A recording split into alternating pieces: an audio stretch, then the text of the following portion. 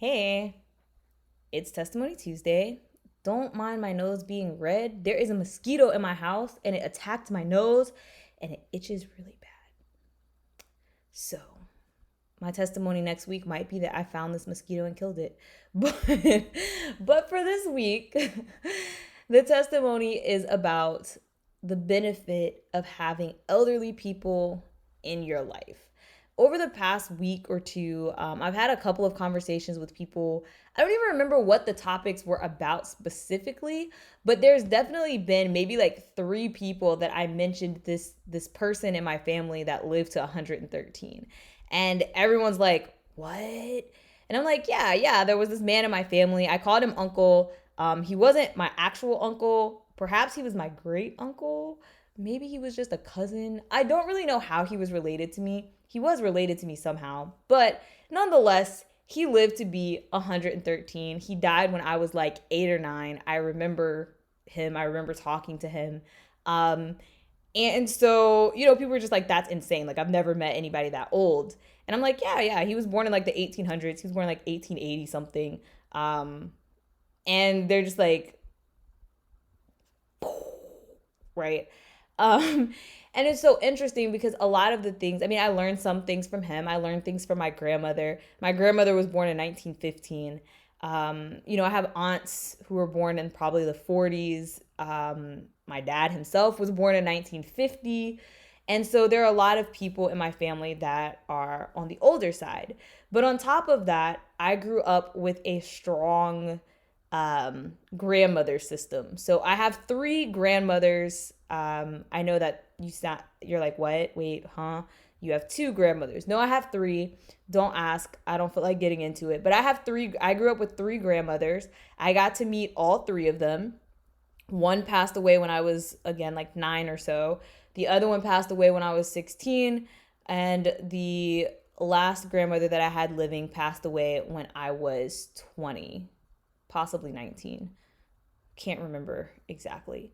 But yes, so I got to grow up with all three of these women, but I also had what I call honorary grandmothers. So I had a Sunday school teacher who kept me straight, considered her an honorary grandmother. She has since passed away.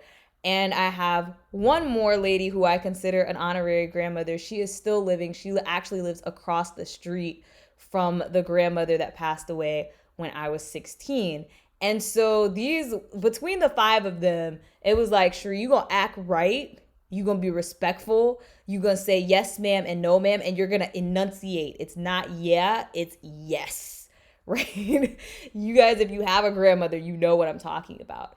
But I just think back to my childhood and this pipeline that existed between me being whatever age I was and these older women. As I said, one of my grandmothers was born in 1915. And so the amount of things that she had seen and experienced, the wisdom that's there is unparalleled. But I had women to look up to in literally every generation. So one of my grandmothers taught music lessons. She taught almost every single black child in the city how to play the piano. So a lot of the girls that were a couple years older than me, maybe high school or middle school age, when I was in elementary school, they took piano lessons from her. So while I was sitting at my grandmother's house, I would follow them around. I would listen to them. And those were, like your role models. And then I had older cousins who were in their like early 20s, and I would follow them around. And then I even had cousins who were in their 30s. In fact, one of my cousins was a teacher at my elementary school. And so, you have that. And then, of course, you have the adults in your family, your aunts and stuff who were in their 40s and 50s when I was a kid. And then you have these elderly women. And so you have this entire pipeline, like the entire spectrum of femininity telling you like, okay, this was good, this was not good. Beware of this. You're gonna do this. It's okay. Everybody does it. Just get back up, right? And it's so interesting because At the time, I really didn't pay any attention, but now that I'm an adult, I look back and I realize how much I gained from each of these perspectives and how much it shaped the way I see things. And it reminded me that, we each have a responsibility to other people for this. As a young adult, it is my responsibility to form bonds with, teenagers or, elementary school age girls, and to keep those bonds with the women who are older than me. And that's how we pass knowledge down. No matter how much they send us to school, no matter how much we read books, human beings are social creatures. And to be honest, as a Black person, as an African American, I come from a history of people. They were matriarchal societies in Africa. I don't know if the tribe that I came from was a matriarchal society, because I don't know what tribe I came from.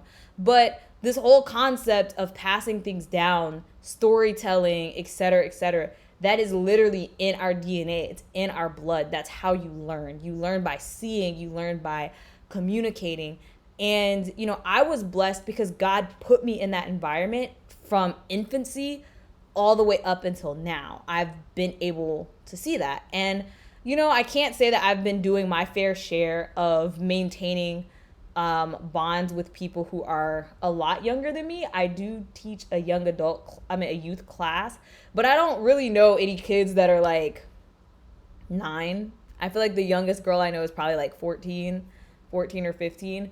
So that's on me. But I just wanted to put that out there to remind you that, wherever you are in your phase of life, and this is for men too. I know I have men who follow the page. This is definitely true for y'all. Like, y'all really need this pipeline. That's part of what's wrong with our community, is that this pipeline is severely broken for men. But it is important for us to hold up our part, to share what wisdom we do have, to gain wisdom from other people. And you learn both ways. I learn things from the kids. Kids can learn things from me. And that is how we cultivate our community. That's how we keep our community solid.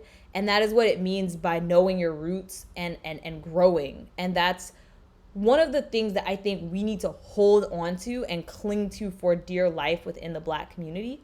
And I'm really thankful that God brought me up in that kind of a world. And it's even in his word. There is a verse that talks about the older women teaching the younger women and making sure that you don't neglect that.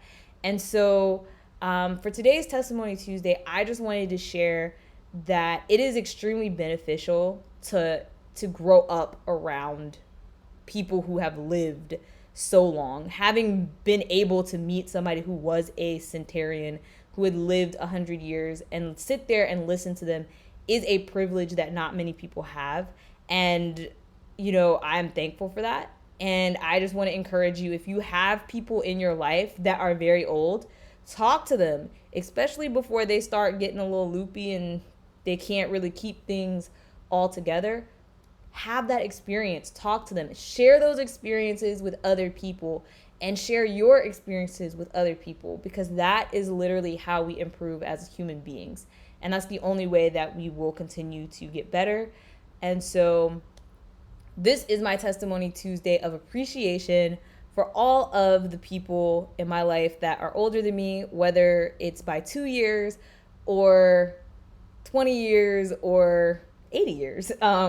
So thank you guys for keeping me straight. And I hope that those who are listening also have people keeping them straight. See you guys next week.